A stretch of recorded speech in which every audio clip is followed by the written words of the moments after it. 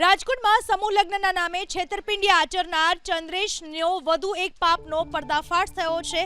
ચંદ્રેશે કેટલાક લોકો પાસેથી રૂપિયા પણ લીધેલા હતા અને જેમાંથી મોટી હસ્તીઓ પાસેથી પણ તેમણે રૂપિયા ઉઘરાવ્યા હતા। કરિયાવરના નામે આયોજકોએ પૂર્વ સાંસદ પાસેથી લીધા હતા 28 મિક્સર। પૂર્વ સાંસદ રમેશ ધડુક પાસેથી કરિયાવરના નામે લઈ ગયા 28 મિક્સર। ચંદ્રેશ છત્રોલા અગાઉ પણ રમેશ ધડુક પાસેથી દાન લઈ ગયો હોવાનો ખુલાસો। 4 વર્ષ પહેલા મોરારી બાપુ પાસેથી 1.51 લાખનો ચાંદલો લીધો હતો। અનેક યોજના હેઠળ લોકો પાસેથી રૂપિયા ખંખેરવાનું કામ કરતો। અનેક કલાકારોને પણ વાતોમાં ફસાવ્યાની ચર્ચા। દુબઈ ટૂરના નામે પણ રૂપિયા ઉઘરાવતો અને બાદમાં ટૂર નહોતો કાઢતો। પહેલાં પણ મેં એને વસ્તુઓ આપી હતી અને આ વખતે પણ મારી પાસે આવ્યા અને મેં એમને 28 નંગ મિક્સર પણ આપેલા।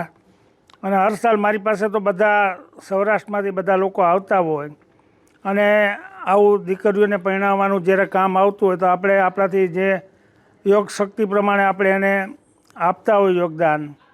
પણ આવું જે કૃત્ય કર્યું છે એ દુઃખની છે અને આવા લોકો ઉપર જ્યારે સમૂહ લગ્ન કરતા હોય તેવા લોકો ઉપર પરમિશન લઈ અને સમૂહ લગ્ન કરે આયોજકો કોણ છે એનો ખ્યાલ રાખવો જોઈએ।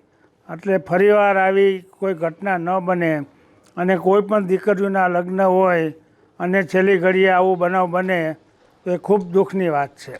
સમૂહ લગ્નના નામે છેતરપિંડી કરનાર ચંદ્રેશના વધુ એક પાપનો ખુલાસો થયો। ચંદ્રેશ છત્રોલાએ મોરારી બાપુ પાસેથી પણ દાન લીધાનો ખુલાસો। પૂર્વ સાંસદ રમેશ ધડુક પાસેથી પણ દાન લીધું હતું। 4 વર્ષ પહેલા મોરારી બાપુ પાસેથી 1.51 લાખનો ચાંદલો લીધો હતો। અનેક યોજના હેઠળ લોકો પાસેથી રૂપિયા ખંખેરવાનું કામ કરતા ચંદ્રેશભાઈ। અનેક કલાકારોને પણ વાતોમાં ફસાવ્યાની ચર્ચા। દુબઈ ટૂરના નામે પણ રૂપિયા ઉઘરાવતો અને બાદમાં ટૂર કાઢતો નહોતો। ચંદ્રેશ નામનો આ શખ્સ જેણે છેતરપિંડીમાં તો કોઈને બાકી નથી રાખ્યા। સમૂહ લગ્નના નામે છેતરપિંડી જે મોટી કરવામાં આવી ત્યારબાદ આ સમગ્ર પાપનો ભાંડો ફૂટ્યો છે। ચંદ્રેશ છત્રોલાએ મોરારી બાપુ, પૂર્વ સાંસદ રમેશ ધડુક, આ સાથે બીજા અનેક કલાકારો બધા પાસેથી રૂપિયા ખંખેરવામાં કંઈ જ બાકી નથી રાખ્યું। ટૂરના નામે પણ આ ભાઈ રૂપિયા ઉઘરાવતા અને પછી ટૂર તો કરતા નહીં। છેતરપિંડી એ એમનો ધંધો જાણે હતો।